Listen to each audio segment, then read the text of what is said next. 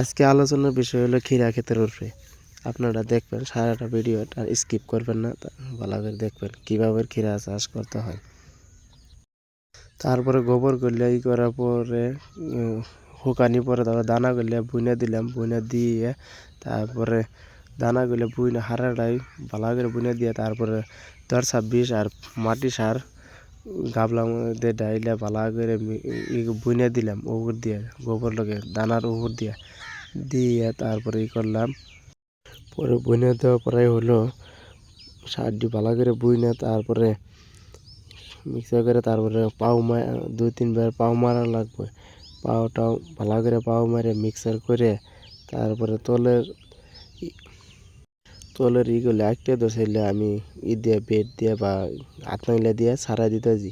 সারাই দেওয়ার পরে গোবরগুলো একখানা করে জড়াতেছি, জড়াই হেরে তারপরে অরপর দিয়ে জড়াইয়া ভালো করে জড়াই হেরে তারপরে এটা ভালো করে জড়ানোর পরে তারপরে যে বস্তা প্যাকেট করা লাগবো।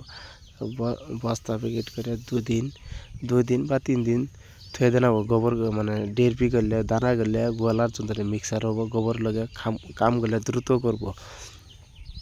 তারপরে খেতে গেলাম, খেতে যাওয়ার পরে খেতে দিয়ে অল্প ঘাস হয়েছে তার কারণে আতনাইলে টেনে দিলাম, আতনাইলে টেনে দেওয়ার পরে হোলা দেওয়া লাগবো, হোলা দিলাম, হোলা দেওয়ার পরে তারপরে গাছের গোড়ায় গোড়ায় সার দিতেছি। দেওয়ার পরে 4-5 দিন গেল গাছের গোড়ায় গোড়ায় সার দিলাম। সার দেওয়ার পরে হলো ইতিমধ্যে সার দেওয়া হয়ে গেল, তারপরে পাচন দিয়ে আগাছাগুলো সাবা করে দিতেছি। সাবা করা ভালো করে সাবা করে আগাছা গাছের হিরো মারার পরে গাছের ঘুরে ঘুরে হইলো ঘাসগুলো বেশি হয়েছে, তো তার কারণে সাবা করে দিতেছি।